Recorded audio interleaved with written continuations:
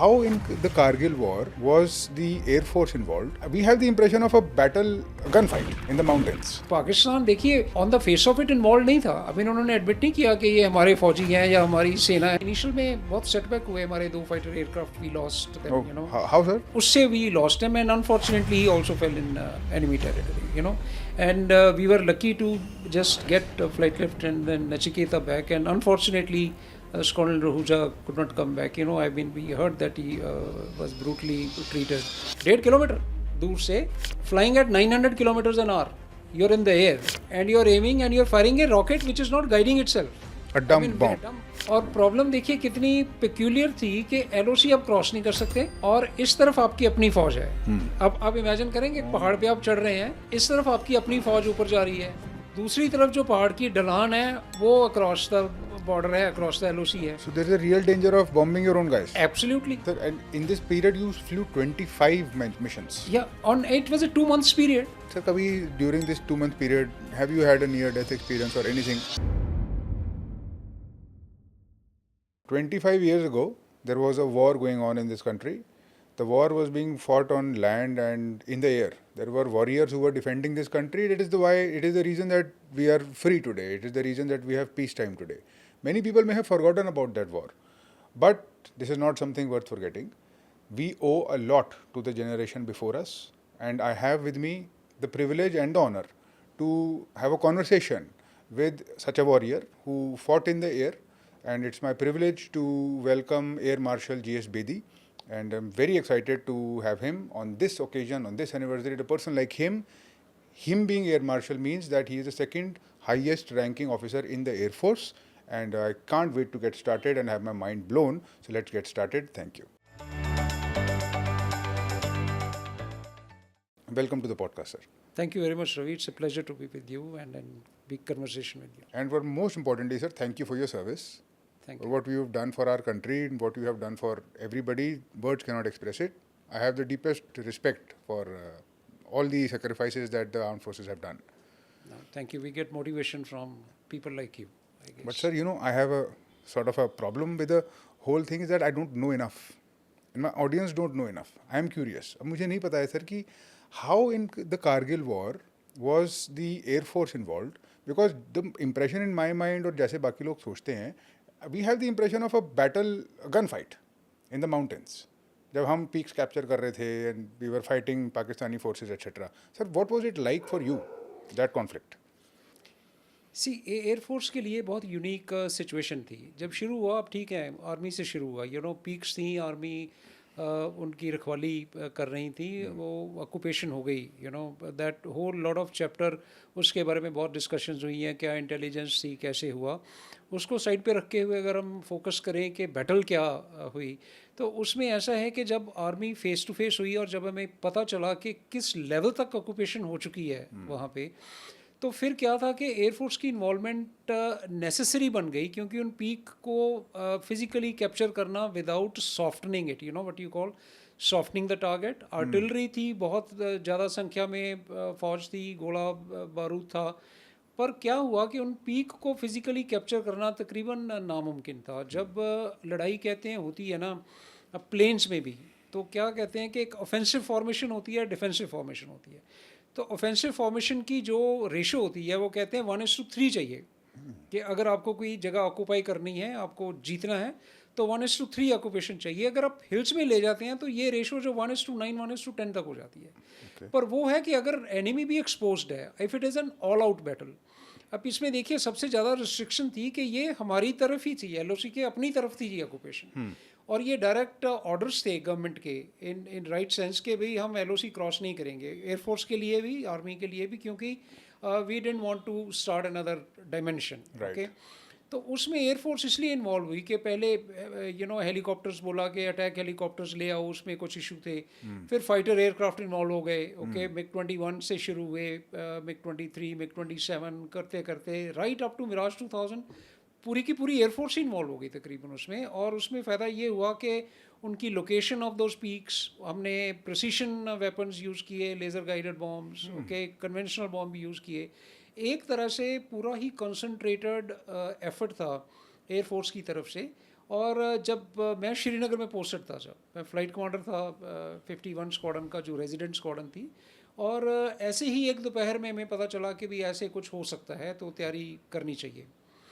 और जब ऑपरेशंस में घुसे तो पता चला कि कैसे कैसे अनफोल्ड हुआ, बहुत सी चीज़ें हुई। उन हाइट्स पे बम्बार्डमेंट करना एक नया एक्सपीरियंस था, नई कैलकुलेशंस, नया सब कुछ। It was a unique thing all together. So, sir, when you say softening the target, गोला बारूद, तो you mean you're flying और पहाड़ों पे आप फ्लाई कर रहे हो, और पहाड़ तो sir they are not linear, ऐसा ग्रेडियंट तो है, इतना शार्प ग्रेडियंट है, आपको कैसे पता कौन कहाँ पर है, कहाँ पे बम गिराना है? एग्जैक्टली वही तो, that is the whole training is all about. आपकी ना पूरी ब्रीफिंग की जाती है। हमारे आर्मी के ग्राउंड लाइजनिंग ऑफिसर होते हैं, जीएलओ बोलते हैं जिनको, पूरी डिटेल्ड प्लानिंग होती है। जैसे ना आप जॉइंट प्लानिंग बोलते हैं, ओके। आर्मी है वो, उनको इन्फॉर्मेशन आती है बॉर्डर से कहाँ कहाँ पे पोस्ट हैं, वो फिर आपको मैप पे दिखाते हैं, वो आपको विजुअल्स दिखाते हैं, फिर हम प्लॉट करते हैं, फिर उनको एयर में जाके आइडेंटिफाई करते हैं वैसे, ओके। और फिर एयरक्राफ्ट के सिस्टम्स हैं। पहले हमने ये जैसे मिराज 2000 वगैरह इन्वॉल्व नहीं हुए, तो इट वाज बिकमिंग डिफ़िकल्ट कि सिर्फ डम बॉम्ब हम इसको डम इसलिए बोलते हैं कि उसका अपना दिमाग नहीं होता, वो जैसे आपने गिराया वो नेचुरल वे में जाके गिरेगा जहाँ भी गिरेगा। बट वो वहाँ पे ना एक्यूरेसी की इशू था पहाड़ों में, ओके। क्योंकि जैसे आपने बोला पहाड़ हैं, स्लोपिंग हैं, तो ग्राउंड पे क्या होता है कि अगर आपका बॉम्ब 100 मीटर मिस करता है या 50 मीटर मिस करता है तो 50 मीटर ही करता है। पर पहाड़ी जो स्लोपिंग डाउन है, आप देखिए अगर वहाँ पे 50 मीटर मिस कर दिया तो 3 किलोमीटर मिस कर गया। राइट। और प्रॉब्लम देखिए कितनी पेक्यूलियर थी कि एलओसी आप क्रॉस नहीं कर सकते, और इस तरफ आपकी अपनी फ़ौज है। अब आप इमेजिन करेंगे पहाड़ पे आप चढ़ रहे हैं, इस तरफ आपकी अपनी फ़ौज ऊपर जा रही है, दूसरी तरफ जो पहाड़ की ढलान है वो अक्रॉस द बॉर्डर है, अक्रॉस द एलओसी है। So there is a real danger of bombing your own guys. Absolutely. So my point is, if I make an undershoot, like if I make an error of undershooting, then the bomb, it can be fratricide, of massive kind. Right. And if you overshoot, then you are going the other side. Okay. और पाकिस्तान देखिए on the face of it involve नहीं था। अभी उन्होंने admit नहीं किया कि ये हमारे फौजी हैं या हमारी सेना है। उन्होंने तो बोला भाई आपके इंसर्जेंट्स हैं, आप अपने ही लोगों से फाइट कर रहे हो। सो पाकिस्तान आर्मी तो इन्वॉल्व ही नहीं है, ओके। सो इसलिए वो प्रिसीशन जो चाहिए थी वो बहुत ज़रूरी थी, जिसलिए फिर बाद में ये जैगवर्स और मिराज 2000 और लेज़र गाइडेड बॉम्ब्स यूज़ किए, और जो पहले पिक्चर्स लेके आए एयरक्राफ्ट, फिर उनको आर्मी के साथ बैठ के आइडेंटिफाई किया कौन सी पोस्ट है, कहाँ पे हैं, और फिर उनको टारगेट किया गया। और ये आजकल के दिनों में ही 4th जुलाई और somewhere where Tiger Hill, Tololing, they started falling these, हमने सब नाम सुने हुए हैं। और जैसे आपने भी बोला, आज के दिन मैं बैठा आपसे बात कर रहा हूँ, 25 साल पहले शायद इसी टाइम में कोई मिशन फ्लाई कर रहा था कारगिल में। सो ऐसा एक बड़ा डिफरेंट किस्म का एक्सपीरियंस था। वो एक दौर था, जो 2 महीने हमने श्रीनगर में बिताए, एक चैप्टर था लाइफ का पूरा जो ना आपके साथ एम्बेडेड है। सर और क्या क्या हुआ उसमें? सी ऐसे तो बहुत कुछ हुआ, when we got into operations, शुरू में जैसे मैंने बताया कि एक्साइटमेंट होती है। एक वॉरियर जो होता है, देखिए मैं जून 84 कमीशन हूँ, ओके।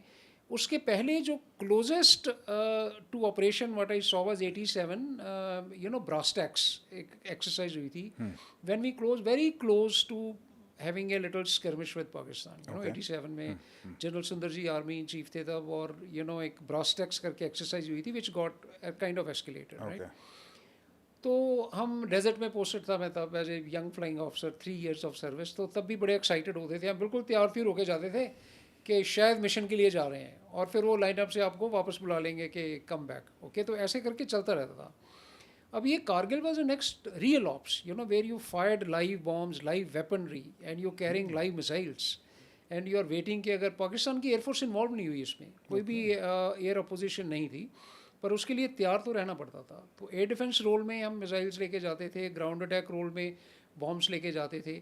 सो और करते करते वो 2 महीने जो है एक वे ऑफ लाइफ बनी। इनिशियल में बहुत सेटबैक हुए हमारे 2 fighter aircraft, we lost them, how sir? See what happened is, जब शुरू में हम भी ढूंढ रहे थे सब कि पीक्स कहाँ हैं, you are identifying targets, right. तो ऑल्टीट्यूड था, you are firing rockets, some mismatch etcetera. One MiG-27 had engine problem, Nachiketa's aircraft, okay, but his position was such that he couldn't have flown anymore, he had to eject, and ejected in enemy territory, okay.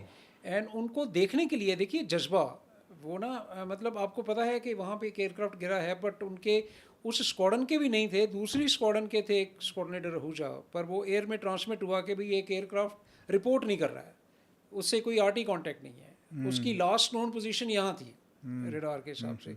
तो ये जाते हैं उनको ढूंढने के लिए कि शायद मेरे को कहीं दिखें और मैं रेस्क्यू वालों को बुलाऊं। सी जनरली क्या होता है, ये प्रोसीजर है, कोई जैसे एयरक्राफ्ट से इजेक्ट कर जाता है और जो रेडार होता है ना उसकी लास्ट पोजीशन मार्क करता है और अनाउंस कर देता है कि भाई ये लास्ट नोन एयरक्राफ्ट यहाँ पे था, अब रिस्पॉन्ड नहीं कर रहा है। तो जो भी एयर में होता है ना, अगर हो आसपास में, तो उसी जगह पे जाके वो लोकेट करने की कोशिश करते हैं। और आपने कई बार अखबारों में पढ़ा होगा कि वो एयर से लोकेट हुआ कि भाई यहाँ पे रह के जाए, वहाँ पे कुछ दिख रहा है, तो जो रेस्क्यू है वो क्विकली प्लान हो सकता है, राइट। तो इस केस में भी वो गए देखने के लिए, और वो फिर उसको देखते देखते हैवी कॉन्फ़िगरेशन थी एयरक्राफ्ट की, शायद ऑल्टीट्यूड कम था, और ये पीक्स जो ऑक्यूपाइड थी, इनमें शोल्डर फायर्ड मिसाइल थी उनके पास, stinger class. Oh, so that's So like a that is rocket the one launcher. missile. Yeah, it's a kind of missile, but it's a heat-seeking missile. Oh, जो aircraft की जो jet blast होती है, जो hottest portion होता है, उसको lock on कर जाती है। and it follows it this. Follows, या okay, it just follows it, okay. तो वो क्या है कि उससे we lost him, and unfortunately he also fell in enemy territory, you know. And we were lucky to just get flight lift and then Nachiketa back, and unfortunately Colonel Rahuja could not come back, you know. I mean, we heard that he was brutally treated, but then that is, he fell into enemy hands. I mean, you know, this is what war is about. So initial setback हुए, फिर एक one helicopter we lost, okay. वो भी one of the shoulder fired missiles, okay, hit. So तभी बहुत changes आई, ये शुरू पहले के 2 दिन में ही हुआ ये, जब एयर फोर्स इन्वॉल्व हुई। उसके बाद में फिर चेंजेस इंट्रोड्यूस की गई, हाइट बढ़ा दी हमने, नाइट अटैक प्लान करने शुरू कर दिए। तो ये सारी जो चीज़ें हुई, एक एक अलग ही किस्म का एक्सपीरियंस था। और फिर वहाँ पे जो माहौल था, यू नो, आप सुबह जा रहे हो, मिशन पे जा रहे हो, लोग जा रहे हैं, अब कोई एयर अपोजिशन नहीं थी, फिर एयरक्राफ्ट तो लॉस हो चुके थे, किसी को पता नहीं है आप वापस आएंगे नहीं आएंगे, आपकी फैमिलीज हैं वहाँ पे, फैमिली स्टेशन है श्रीनगर, यू नो। देन सब कुछ है, आप सुबह गए, शाम को आए, फिर गए, फिर आए, पर वो जो एक एक माहौल बनता है वहाँ पे, फिर you know the best part is the culture और our nature of India. I saw it coming together, you know, without any inhibitions. कहाँ कहाँ से लोग आते थे वहाँ पे, यू नो, हमारे को मोरल बूस्ट करने। आप फिल्म डम लगा लो, बॉलीवुड लगा लो, आप और पर्सनालिटीज़ लगा लो, यू नो, ये मेरे को याद है सोनल मान सिंह आई वहाँ पे परफॉर्म करने। आई मीन, यू नो, जो लोग करोड़ों रुपए लेंगे आपसे, आपको शक्ल दिखाने के लिए वहाँ पे आते थे, यू नो, सिर्फ आपका मनोबल बढ़ाने।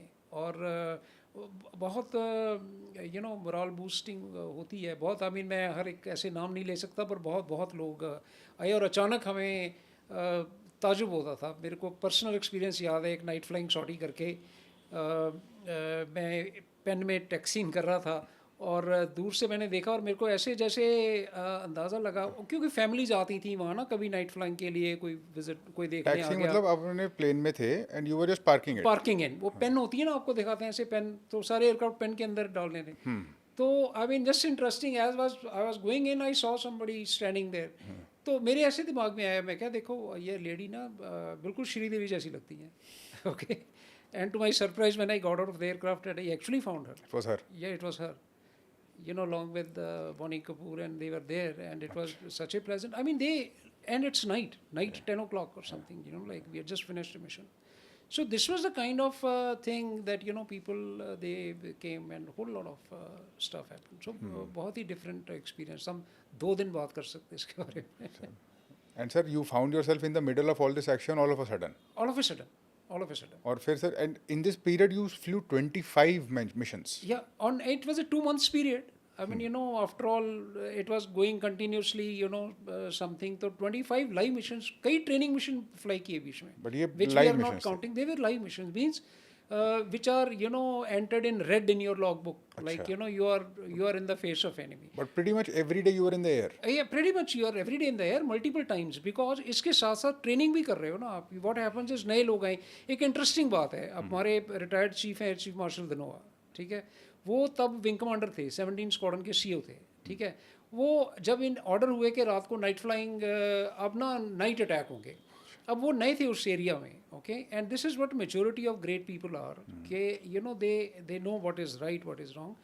और उन्होंने, वो सीईओ थे, मैं फ़्लाइट कमांडर था स्क्वाड्रन का, और उन्होंने बोला कि मेरे को एक फेमिलराइजेशन सॉटी चाहिए रात को। सर सॉटी क्या होता है?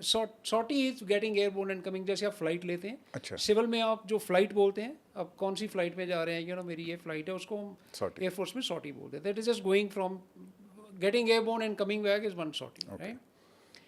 सो उन्होंने बोला कि भाई कौन एक्सपीरियंस ऐसे एरिया में सबसे ज़्यादा, क्योंकि हम रेजिडेंट स्क्वाड्रन थे।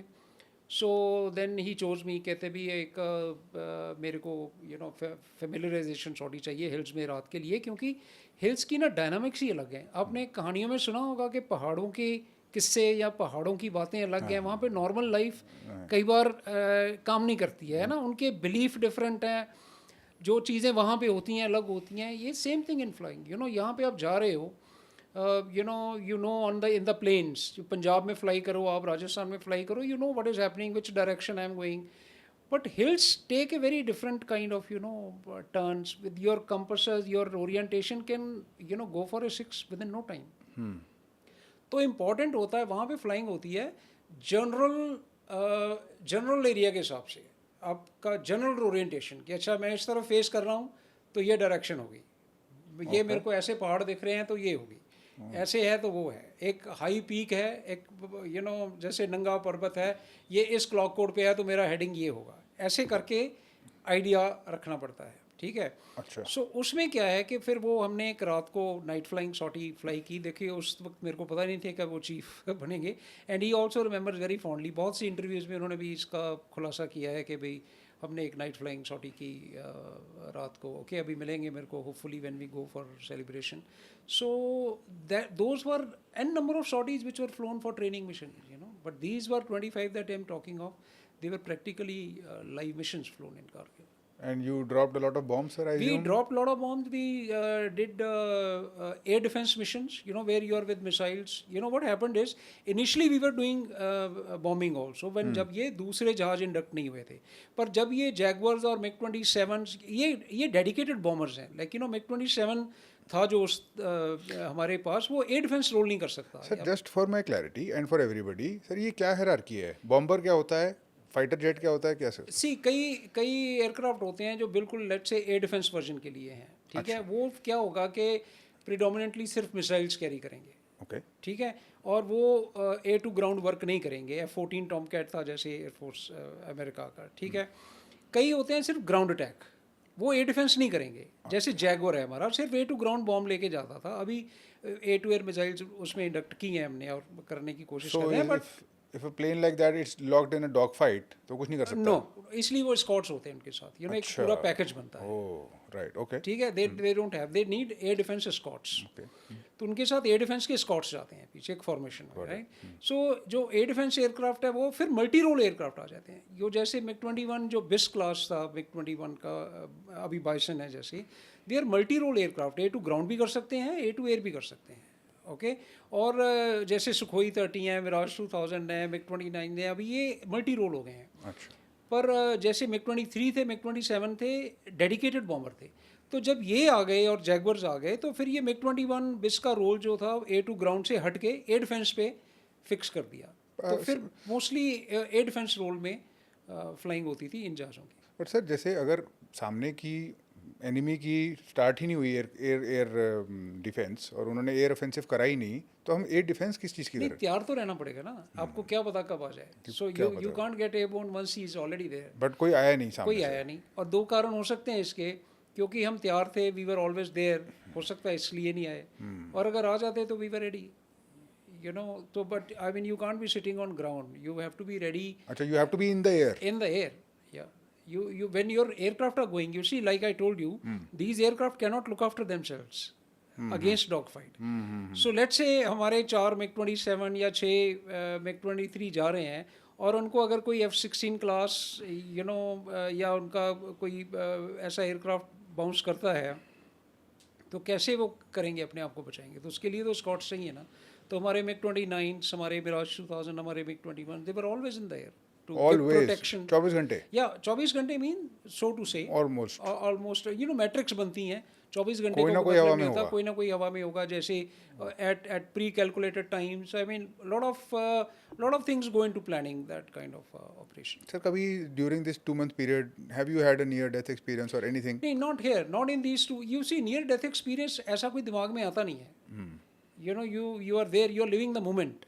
आपका full focus जो रहता है वो मिशन पे रहता है. Okay, if death happens, it will just happen.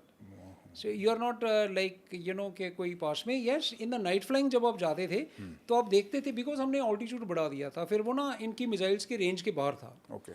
जो शोल्डर फायर्ड मिसाइल्स होती हैं. तो अब आप देखते थे शोल्डर फायर्ड मिसाइल लॉन्च होती हुई. You know कि या वो रात को तो दिखेगी ना, उसकी प्लूम दिखेगी. आपको दिख रही है मिसाइल. दिख रही है कि आई एंड वो पुश होगी because you know you are beyond their range. But ऐसा नियर डेथ एक्सपीरियंस तो नॉर्मल फ्लाइंग में भी होते हैं आपको. You don't have to be in combat. You see whenever a person gets airborne, जब भी आप जहाज लेके उड़ गए तो सिर्फ बाकी पूरी कंडीशन सेम ही है. यू नो एयरक्राफ्ट में खराबी वैसे ही आ सकती है, आपको कुछ भी हो सकता है. सिर्फ ये है कि आप लड़ाई में नहीं, आप पे मिसाइल नहीं फायर की जा रही. बाकी तो फ्लाइंग के दौरान ही जो देखिए, आफ्टर ऑल अगर आप एक्सीडेंट्स देखें एयरफोर्स में या किसी भी एयरफोर्स में, नॉट ओनली इंडियन एयरफोर्स में, you lose more aircraft in peace time than you probably lose in war. You know in general way because your normal day to day flying is you know that way embedded with that kind of risk. Sir, I have so many questions in my head, but एक question जो मुझे समझ में आता है, we are talking about being in the air in a jet of various kinds, but the jet ultimately it's a flying tank with guns, and it is flying at the speed of sound. Yes. How can you possibly aim at anything in that situation? Yeah, no, this is training. You're trained for that, and aircraft systems cater for it. You know, then जब जिसने जहाज बनाया उसको पता था ये सब Right. कि ये इस स्पीड से उड़ेगा, ये कॉम्बैट भी करेगा, ये टर्न करेगा, इसको बॉम्ब भी गिराना है तो कैसे गिराएगा. ठीक है, तो वो सिस्टम जो है वो डिज़ाइंड है. वैसे जो हमारा एमिंग सिस्टम है, गन सिस्टम है. ओके, हम you know we I when I say I represent pilot community, I mean not as a person. A pilot can fire a rocket from almost 1600 meters away and hit a bucket. Really? Oh yes. You know when you get a direct hit, हमारी range होती है. Range पे हम firing करने जाते हैं, वहाँ पे फ्लैग रहता है. ओके, एक माउंड होता है, 1600 सर्कल होते हैं 1.5 किलोमीटर. 1.5 किलोमीटर दूर से, flying at 900 kilometres an hour. You are in the air and you are aiming and you are firing a rocket which is not guiding itself. A dumb bomb. Dumb rocket and even dumb bomb. So you pre-calculate with your sighting system. You have to be steady in the aircraft. Yeah. Okay, and you go and fire and it hits that flag or bottom of the flag. I mean that is a kind of accuracy you can ensure. Only jet fighters can do this. Only jet fighters are meant to do that because transport aircrafts don't have that role. Helicopters करते हैं, हमारे attack helicopters जो हैं, but their ranges are not that far. You know, then they have to come close. Right. Sir, how does one train to be a jet fighter? ये तो jet. How do you train to be jet fighter? What happens is firstly you have to be selected to be a fighter pilot. You know what in normal. How does that happen, sir? या training होती है. जैसे ना हमारी training थी, देखिए 1 साल की ट्रेनिंग होती है. ओके, उसमें क्या है कि आपकी ना ट्रेनिंग के बाद ट्राइफरकेशन होती है. ओके, आप 3 स्ट्रीम्स हैं बेसिकली. आप फाइटर में जाएंगे, ट्रांसपोर्ट में जाएंगे या हेलीकॉप्टर में जाएंगे. ओके, अब ये कैसे सिलेक्शन होती है? आपकी फुल ट्रेनिंग की वैल्यूएशन किया जाता है कि ज़रूरी नहीं कि आपकी फ्लाइंग स्किल कितनी आला है या रिफॉर्म्ड है, और भी देखे जाते हैं कि आप स्ट्रेस में कैसे बिहेव करते हो, आप कितना कूल रहते हो, आप इमरजेंसी कैसे हैंडल करते हो, आप डिफरेंट सिचुएशंस को कैसे हैंडल करते हो. जैसे आपको ना ट्रेनिंग में दी जाती हैं कि अच्छा ये हो गया तो क्या करोगे, ये हो गया तो क्या करोगे, एट्सेट्रा एट्सेट्रा. राइट. तो वो सारी वैल्यूएशन होती है और लास्ट में एक बोर्ड बैठता है जो आपकी परफॉर्मेंस को एवेल्युएट करता है और फिर वो कहता है कि ये फाइटर जाएगा, ये ट्रांसपोर्ट जाएगा, ये हेलीकॉप्टर जाएगा. सर, किस टाइप की मेंटालिटी चाहिए to be selected as a jet fighter pilot? Flying skill तो चाहिए ही, फिर आपकी जो डिसीजन टेकिंग कैपेबिलिटी है, आपकी रिटेंशन पावर है. ओके, आप किस चीज़ को कैसे हैंडल करते हैं, आपकी hard working you know skill जो है वो चाहिए कि भी आप कितना स्ट्रेस ले सकते हो, कितना वर्क पुट इन कर सकते हो, एट्सेट्रा एट्सेट्रा. सो ये सारी चीज़ें वैल्यूएट होती हैं. एंड देन यू से देखिए क्या फाइटर पायलट में क्या है. Fighter pilot is single cockpit mostly, other than Su-30 और एयरक्राफ्ट और सिंगल पायलट. अब आप अकेले हैं उस जहाज़ में, इतनी कुर्सी में आप अकेले बैठे हैं with plethora of instruments. You know, just to give an example, when I get airborne, let's say as a fighter pilot in aircraft like Rafale or Mirage 2000, let's say, how much you have to do? You are going, you let's say have to go and bomb a place, okay, which is 500 kilometers inside enemy territory. Okay. What all I have to do? I have to not only reach that place, okay, मेरे को ये ध्यान रखना है कि आसपास दुश्मन कौन है, सो अपना रेडार देखते रहना है. ठीक है, फिर फिजिकली देखना है कि जहाँ मेरा रेडार नहीं पहुँच सकता, ओके, वहाँ क्योंकि रडार आगे देखता है सिर्फ, आपके पीछे की टेल आपका साथी क्लियर कर रहा है. एक आप दो बंदे हैं, एक दूसरे की टेल क्लियर करते हैं. ओके, फिर आप लो लेवल हैं तो आप 100 मीटर या 50 मीटर ज़मीन से ऊपर फ्लाई कर रहे हैं, आपको ऑब्स्ट्रक्शंस देखनी है. फिर आपको अपने सारे सिस्टम्स मॉनिटर करने हैं कि एयरक्राफ्ट में सब ठीक ठाक है. Sir, is it safe to say that आपको पूरी एयरक्राफ्ट की भी इंजीनियरिंग तो होनी चाहिए? बिल्कुल बिल्कुल बिल्कुल होनी चाहिए. हमारे जब हम यंगस्टर थे तो ये हमारे जो सीनियर से ऐसे टेस्ट करते थे भी आप फलानी जगह पे कितने स्क्रूज हैं और कितने नट बोल्ट हैं. अब चेंज हो गया है क्योंकि things have become high tech, but I am sure questions must have changed, पर उनकी एसेंस वही है. अब हो सकता है वो ज़्यादा सिस्टम्स पे क्वेश्चन पूछे जाते हैं, बट जो जितने थे बहुत ग्रिलिंग होती है. अब you have to know your system inside out. And I tell you, when I later on became an instructor, I used to tell my people that when you go to an aircraft, जब आप aircraft के पास जाते हैं तो ये कोई अलग से मशीन नहीं है. This is like your horse. आपने देखा कि भी हॉर्स राइडर को how does he treat his horse. He makes an equation with the horse. He goes touches it, generally checks कि are you okay, everything is okay. De facto is talking to that machine that he is going to ride. Similarly, when you go to the aircraft, you have to talk to that aircraft. You have to feel it. You have to see everything is okay, and then trust me, aircraft talks back to you. Really? There have been instance मैं flying officer था, बहुत young, desert में fly करते हुए, okay, and sortie में एक oil pressure light, aircraft में came on. Suddenly कुछ उसका issue था, कोई chips in the oil or something. Now that was not the place where I should have been looking at oil pressure light. और MiG-21 बिल्कुल ही rudimentary से aircraft था, कोई ज़्यादा ऑडियो वार्निंग्स नहीं देता था. But what happens is I don't no, suddenly और ऑयल प्रेशर जब डाउन जाता है तो इट्स लाइक योर लुब्रिकेशन. तो एयरक्राफ्ट इंजन भी सीज हो सकता है अगर आप टाइमली एक्शन नहीं लें तो. Okay, so now let's say if I had delayed that 5-10 minutes where I was actually supposed to be doing checks, maybe it would have been too late. But it is just that something tells you that you need to look here, okay, and you detect it in time. And you are there. I mean that machine starts talking to you. You and machine are just one. You are not it is not you. आप नहीं हैं जो कि aircraft में strap in हुए हैं. Strap in जब हम स्ट्रैप्स वगैरह डालते हैं, आप एयरक्राफ्ट को अपने अराउंड बांध रहे हो, आप एयरक्राफ्ट में नहीं बैठ रहे हो. मैं वही हूँ, मैं एयरक्राफ्ट को अपने ऊपर को आसपास में लपेट रहा हूँ ताकि aircraft is with me. So it is I who is flying in that environment. It's not that I M stranger in that aircraft. वैसे नहीं है जैसे हम एयरलाइन में बैठ जाते हैं. It's very fascinating. और नाउ फाइनली आपसे बात करके कुछ विजुअल्स आ रहे हैं दिमाग में, और ऐसा इमेजिन कर पा रहा हूँ मैं, at least I would like to think कि मैं कर पा रहा हूँ कि क्या होता होगा actually. Because I can understand, क्योंकि अब suppose you're in a train, तो ट्रेन में आपको बहुत बड़ी इल्यूजन हो जाता है. आपको you don't feel like you are moving, but you are moving very fast indeed. Plane में भी ये होता है. तो अब अगर उसकी ओरिएंटेशन आप विजुअल से और इंस्ट्रूमेंट से देख रहे हो, आपको पता ही नहीं चलेगा कब क्या हो जाएगा.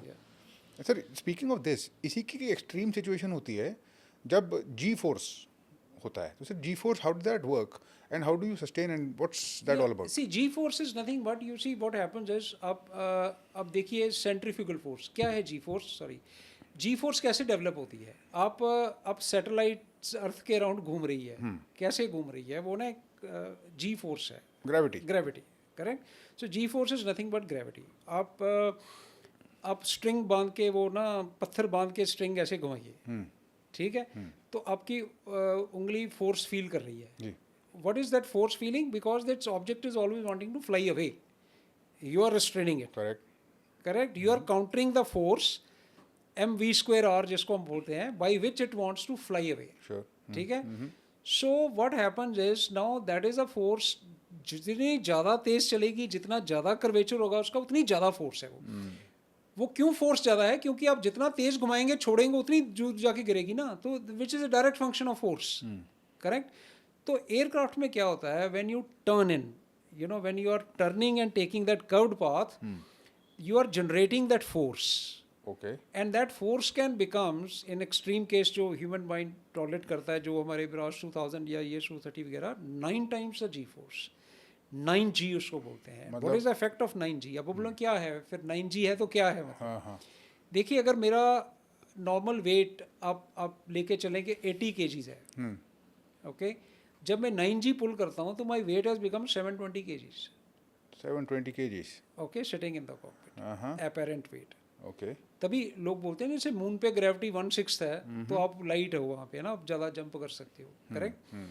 इसमें क्या है एयरक्राफ्ट में कि जब आप 9G पुल कर रहे हो तो आपका वेट है 9G. उससे क्या है कि आपके जो ग्रेविटी से ब्लड है वो डाउनपोर होना शुरू हो जाता है, जिससे अगर दिमाग से ब्लड निकल गया तो आप ब्लैकआउट हो सकते हैं. Blackout. ओके. आपकी you know you can lose vision temporarily. I mean, you know, when the because blood has gone down. Yeah. ये if my this hand weighs let's say, you know, whatever 10 kgs, okay, ये weigh करता है तो 9G के अंदर ये 90 kg का हो गया. चलो 10 kg ज़्यादा है, 5 kg भी लगा लो, ठीक है. तो 5 kg का है तो 45 kg हो गया. तो I have to lift it up for something. Muscle power तो सेम है ना. तो you are de facto lifting 45 kgs of weight. अगर आपकी नेक कहीं गलत पोजीशन पे आ गई और आपने जी खींच दी तो it can snap. Oh. Okay. And in that condition talking, you know, fighting combat, turning at 9G and then thinking at the same time and staying safe, etc. All this is there. उसके लिए anti-G protection होती है जो आपको 2-3G का protection देती है. वो क्या है, G सूट होता है. Okay. तो एंटी-G सूट बोलते हैं उसको. वो जो ना हम अपने पूरे बॉडी पे अप टू एब्डोमेन और टांगों पे वो कस के बांध देते हैं. वो उसमें एयर भरती है तो आपकी जो वेसल्स हैं उसको वो दबाती है, जिससे वो एक किस्म से ब्लड को नीचे आने से रोकती है. Oh. तो So वो it stops the blood flow. stop the blood flow from pouring down. Is that not uncomfortable? No. Because it is there. Like blood is. I'm sitting here now. Yeah. The blood is supposed to be where it's supposed to be. It's doing circulation. So now, if it wants to go down and I stop from going it down, then it stays where it's supposed to stay. Okay. Okay. So it gives you protection, not complete. Right. But 2-3 जिनकी पर इसकी बहुत training होती है. हमारे you know Bangalore में institution है IEM करके, उसमें इसकी खास ट्रेनिंग दी जाती है. Is it the simulator जिसमें गोल गोल घुमाते हैं? या एब्सोल्युटली. और एस्ट्रोनॉट्स की ट्रेनिंग भी ऐसी करते हैं? सेंट्रीफ्यूगल्स, यू नो, सेंट्रीफ्यूज में घुमाते हैं एंड दे ट्रेन यू कि कैसे इसको कंट्रोल में करना है. Fantastic. Unbelievable, in fact. Sir, I just thought of a question in my head. I don't know why I thought that. But suppose हमको खबर आती है, suppose you are in the air, you are in a sortie, और खबर आती है कि कोई ICBM, कोई मिसाइल आ रही है एनिमी टेरिटरी से. क्या वो मिसाइल को इंटरसेप्ट कर सकता है? हाँ, एयरक्राफ्ट नहीं करते इंटरसेप्ट. अच्छा. वो उसके लिए ना एयर डिफेंस, डिफरेंट तरह की एयर डिफेंस होती है. यू नो, इनकी जो आप बात कर रहे हैं ना, बैलिस्टिक मिसाइल डिफेंस बोलते हैं उसको. Okay. BMD प्रोग्राम अलग से होता है. ओके. हमारे जो हमने S-400 खरीदा पीछे, आप बहुत न्यूज़ में था ना, रशिया से S-400 लिया तो अमेरिका नाराज़ हो गया, तो ये है वो है एटसेट्रा. ओके. तो ये वेपन्स हैं जो बैलिस्टिक मिसाइल को इंटरसेप्ट कर सकते हैं. बैलिस्टिक मिसाइल बहुत तेज़ आती है. बहुत तेज आती है. Ballistic missile, when launches, you know, is launched, it's flying at almost Mach 8, Mach 10.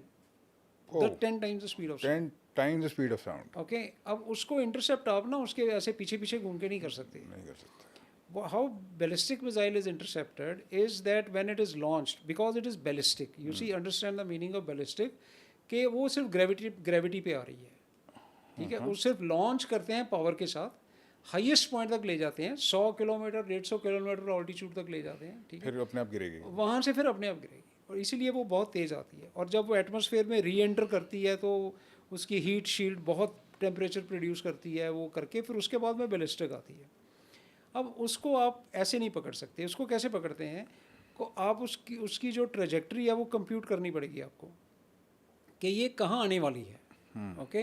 और आपको अपना जो वेपन है उस जगह पे पोजीशन करना है कि जब ये वहाँ आए तो तब मेरा वेपन वहाँ हो, that is a kind of interception होती है.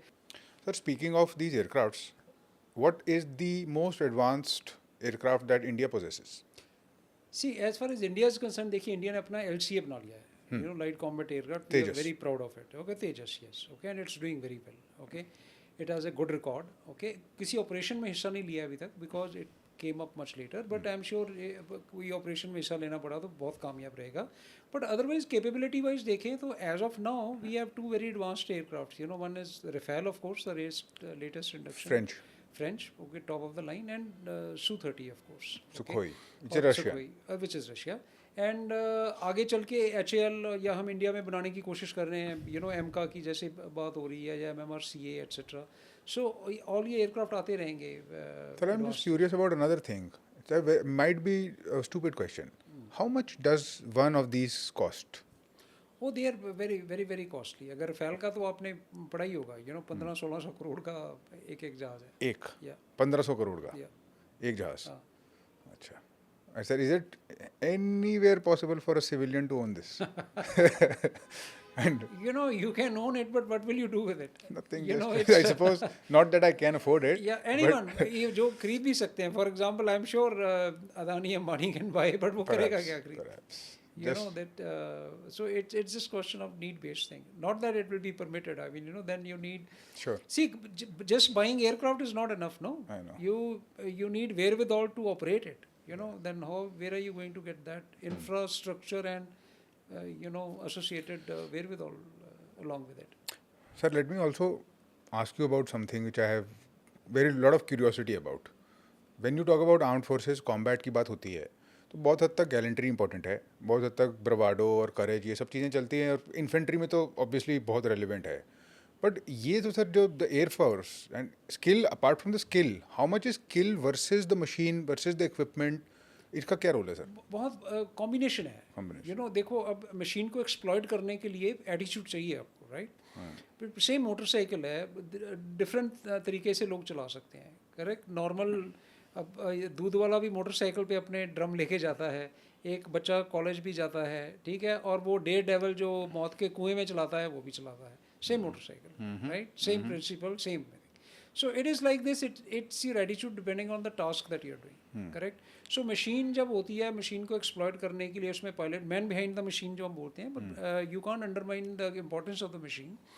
इट इज़ इम्पॉर्टेंट, क्योंकि अगर मशीन में कैपेबिलिटी ही नहीं है तो वो क्या करेगा आदमी पीछे बैठ के? उसमें रडार की रेंज ही नहीं है, वेपन्स की रेंज नहीं है, तो सिर्फ ब्रेवेडो या सिर्फ गंगो एटीट्यूड से काम नहीं चलता, पर वो चाहिए साथ में.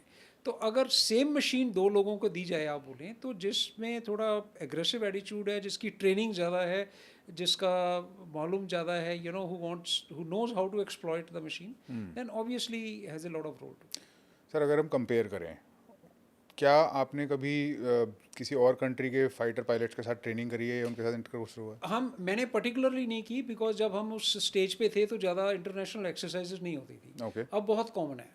ओके. मैं लंदन में था 3 साल, एयर अटैची था हाई कमीशन ऑफ इंडिया में, और मैंने खुद एक इंद्रधनुष एक्सरसाइज करवाई जो हमारी इंडियन एयरफोर्स अपने Su-30 लेके आई थी लंदन में, और उनके यू नो टाइफून एयरक्राफ्ट के साथ हमने एक्सरसाइज की. तो हमारे पायलट्स जो थे RAF के पायलट्स के साथ फ्लाइंग करते थे. और ये इंटरनेशनल एक्सरसाइजेज तो बहुत होती हैं आजकल, अब साल में 2-3 होती हैं. And we are flying with American, we are flying with French, Australians, you know, whole lot of people. Malaysia में होती हैं exercise, lot of international people came. अभी रिसेंट एक्सरसाइज में 19-20 कंट्री के लोग पार्टिसिपेट कर रहे थे. तो अब तो कॉमन हो गया ये. इतने एक्सपीरियंस के बाद दुनिया में सबसे बेहतरीन एयर पावर किसकी है? Air power in my opinion is USA, United states. Okay, उसके कारण है कि एक तो मनी पावर है उनके पास, और एक टेक्नोलॉजी में they have been ahead of everyone. So both these things keep them ahead. Sir, what about China? China is also growing, China is making leaps and bounds. But China के बारे में क्या है कि ज़्यादा उतना ही पता है जितना वो बताते हैं, एंड लॉट ऑफ स्पाइंग और लॉट ऑफ दिस थिंग. अब वो JF-7 है या J-20 है, कैसे परफॉर्म करता है, बहुत कम इंटरनेशनल एक्सरसाइजेज करते हैं वो. ओके. लोगों को ज़्यादा पता नहीं है. अभी पीछे से न्यूज़ सी, कोई कंट्री, मलेशिया और somebody now wants to return their some of the JF-17s because of some issues, etcetera etcetera. So discount नहीं कर सकते चाइना की पावर को. It's a growing power and its air forces, armies, everything. It's got rocket force, whole lot of stuff. It's competing with America. competing with America. Now somebody who's competing with America, you can't discount him off totally. Sir जो air defence system है Israel का, iron डोम, उसके बड़े videos भी हैं और देखने में इट लुक्स सो इम्प्रेसिव कि वो it is able to shoot bullet to bullet in the air. Do we have something like that, something similar? नहीं, उन्होंने ये बनाया, उनको ये जब हमास रॉकेट लॉन्च करते थे, जी. you know those Katyushas or whatever it is, homemade rocket. So they didn't want those rockets to fall on Israeli territory. So they designed this system कि भी ये intercept करेगा. Okay. Maybe we do not have exactly the same requirement, but क्या air defence भी एक concept है कि आप एयर डिफेंस कैसे प्लान करते हो. हमेशा लेयर्ड एयर डिफेंस प्लान होती है कि आप सबसे पहले खतरे को दूर से दूर ख़त्म करना चाहोगे. ठीक है, उसके बाद में देखिए पीस टाइम की एयर डिफेंस और वॉर टाइम की एयर डिफेंस में फ़र्क है. जी. पीस टाइम में क्या है कि अभी वी आर एट पीस. ठीक है, तो मैं किसी एयरक्राफ्ट को तभी शूट डाउन कर सकता हूँ अगर वो मेरी टेरिटरी में आ जाता है. ओके. अगर अपने बॉर्डर में फ्लाई कर रहा है तो I have no problem. Correct. So आपका जो एयर डिफेंस है सिस्टम है वो एक्टिवेटेड है उस हिसाब से कि अगर कोई इंट्रूजन होती है तो आप रेडी हो, चाहे सरफेस टू एयर मिसाइल से, चाहे एयरबोर्न मिसाइल से, चाहे आप जो हमारी कॉम्बैट एयर पेट्रोल होती है उसको लॉन्च करके उसको इंटरसेप्ट करो, जैसे भी करो. पर वॉर टाइम में क्या होता है, it is free for all, there are no borders in war time. Correct. So अगर वॉर टाइम में मेरा एयरक्राफ्ट है, मेरे को उनके 50 किलोमीटर भी अंदर दिख जाता है और मेरा एयरक्राफ्ट ऐसी पोजीशन पे है कि मेरे पास ऐसी मिसाइल की रेंज है, तो one will shoot down that aircraft also. वैसे वर्सा दोनों तरफ के लिए डिपेंड लागू है ये. ओके. सो एयर डिफेंस का जो कॉन्सेप्ट है वो जैसे मैंने बोला layered air defence, from point defence to area defence to larger area defence etcetera etcetera, वो वैसे काम करता है. क्या सिस्टम यूज़ कर रहे हैं आप, क्या नहीं कर रहे, वो अलग बात है, वो उसमें कहाँ फिट होता है. But generally concept of air defence goes like that. Sir मैंने कुछ ऐसे पिक्चरें देखी हैं जिसमें आई हैव सीन कि मिड एयर में एक एयरक्राफ्ट दूसरे एयरक्राफ्ट को फ्यूल दे रहा है. हाँ. एक there is actual connection. I don't know कैसे इतनी प्रिसीजन के साथ वो कनेक्ट करते हैं, but they actually are able to transfer fuel.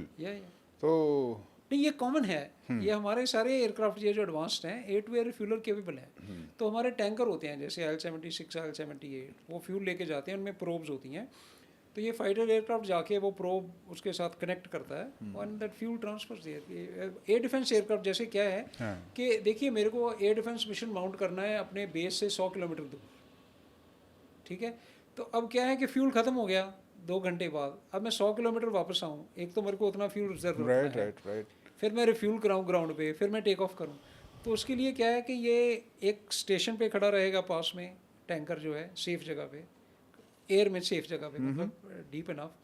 ये एयरक्राफ्ट उसके पास जाएगा, रिफ्यूल करेगा, आ जाएगा. तो ऐसे करते करते 6-7 घंटे की एक सॉटी कर सकते हैं pilot. And people have flown from Pune to Andaman Nicobar in one go 10 घंटे. सर जो आपने बताई बातें हैं they are so fantastic, they just mind blowing, fascinating. Sir I also want to ask you about advice for the youngsters. Sir my first question about that is air force में sir progression कैसे होती है, आप air marshal कैसे बने, कैसे start होता है और कैसे वहाँ तक पहुँचते हैं? When I joined as a flight cadet January 83. ओके. तब क्या था, आजकल ना इट्स बिकम वेरी गुड कि जब फ्लाइट कैडेट आते हैं they get stipend also. Okay, which keeps increasing. I mean, it started with some good amount, 9-10,000 rupees a month sometime back. Now probably has increased even beyond that. तब हमारे time पे कुछ नहीं था. Okay. और पे स्ट्रक्चर बड़े different थे. आई am talking of, I am June 84 commission. Okay.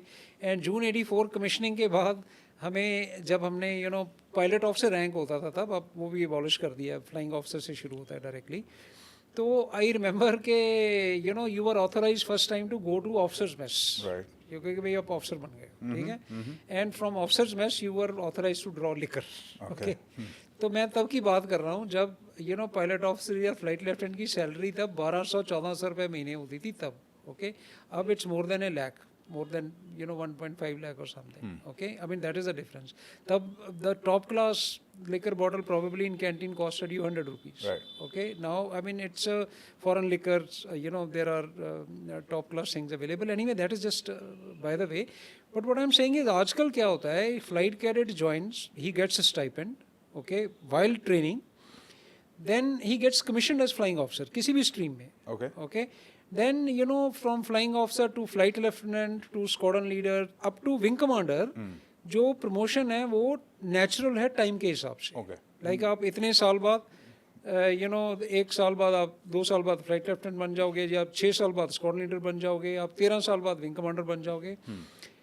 फिर आती है फर्स्ट सिलेक्शन, राइट, जो wing commander to group captain board होता है कि अभी आपको सिलेक्ट होना है. ओके, उसमें क्या है, रेशो पिरामिड स्ट्रक्चर आप समझते हैं, जैसे पिरामिड के भी बॉटम बहुत बड़ी है पर ऊपर बहुत स्टीपली कट डाउन होता जाता है. ठीक है. तो वो ग्रुप कैप्टन में फिर लोग सिलेक्शन ग्रेड में आते हैं, फिर ग्रुप कैप्टन से आगे एयर कमोडोर से आगे एयर वाइस मार्शल, और फिर air martial.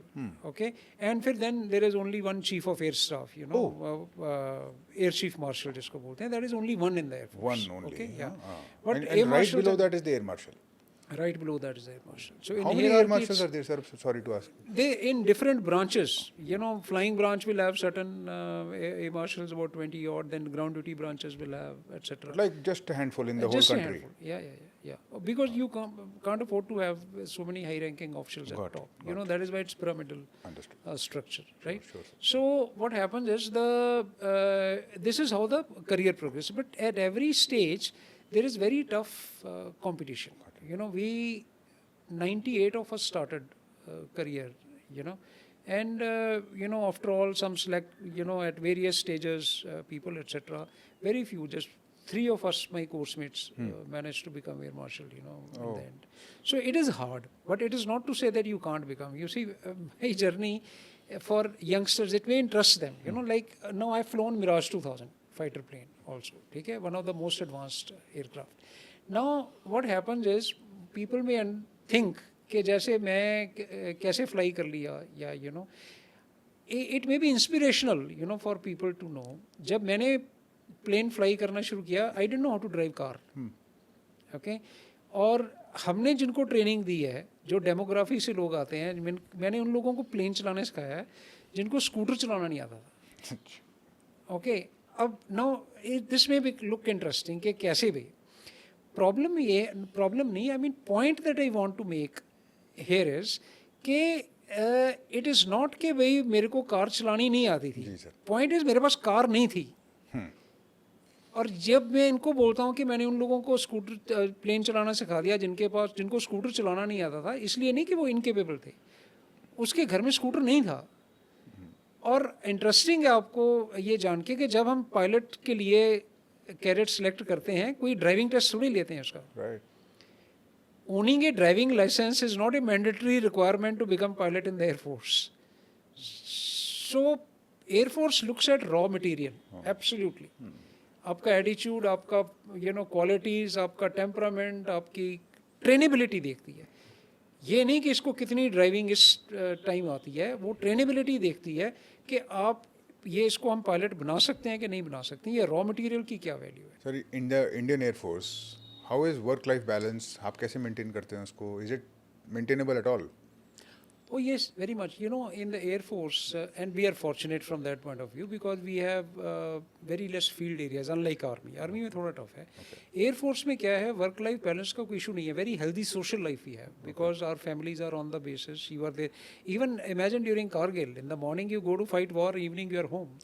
And vice versa. You are with family, right? But even in those conditions, not that everyone was with families because people were deployed. I am just talking of myself. जैसे मैं दूसरे base से आया होता तो of course you are not with family. Temporary duties होती हैं, but ऐसा कोई issue नहीं है. Okay, and in my opinion, जो मैं बताता था अपने youngsters को भी, जो work life balance की definition है, क्या है? How do you understand work life balance? Means how do you maintain work life balance? My definition of work life balance, and it probably as an advice to young people, is not to carry work home and not to carry home to work. Is the classical work-life balance. Means if I finish my work in time, pack up 1 hour late, but finish my work, the family time spent is much more healthy rather than reach home 1 hour early, carrying little baggage of your work, and then keep getting irritated because you want to do that work at home. Okay, similarly, you give enough time to what happens is people who mix it up. Then what happens is they carry work home. At home they are doing work. Their home things are left out. they carry home to office, and then they're bothered about home in the office. So you get jumbled up, and people then blame that work-life balance nahi hai. So very much so, especially people who work from home now. Yeah, you see, this new thing has started, right? So work from home may, especially, you need to be more careful. It has become worse, actually, in my opinion. You It need is. greater discipline True. to delineate between work-life balance both ways, correct? So that you don't mix up the two. Otherwise, you are caught in that. Yes. Okay, so Air Force में या any service में work-life balance was never an issue. Very, very healthy, provided you are disciplined yourself. You finish your work in work time. You spend family time in family time, and there is a healthy balance available. Sir, I think that healthy balance comes from a healthy and very strong mind Oh, that, yes. that you have, and that has been cultivated and trained by God knows how many trials. Speaking of trials, sir, I created this podcast. तो मेरा एक intention था कि वो बातें पता चलें लोगों की लाइफ से, एक्सपीरियंस से, जो स्कूल और कॉलेज नहीं सिखाता, नहीं सिखा सकता. Sir, what do you think should be included in the syllabus of life? See, this is very vast. I mean, it'll sound prophetic, and it's difficult to pinpoint on one thing. But I think what we need to inculcate in our children, or what is the integrity issues. I mean, they may sound big words, but in small measure also, they are important. Ji. Okay. See, you cannot take away any emotion. Yeah, like you cannot curb anything. The famous psychologist Sigmund Freud, I think he said, he used it in a word. He says, all of us are mad, only the degree varies. Now that mad word you can replace with anything. All the emotions of your greed, anger, lust, annoyance, etc. is there in some measure in everywhere. You got to train this. That is why human mind has got brain. Yeah. So in my opinion, what must be included in syllabus of life is first to become an example yourself. I cannot jump a red light on the road and then give lecture to my son that you must follow rules. You can't break rules outside and follow rules at home. So to become an example yourself, to do the right thing, and I find children are much more aware of these things, than old people are. Okay, so if we just do the right thing, and what is the right thing is a very vague. Now say don't commit any. We use it sin. Ke paap mat karo. What is sin?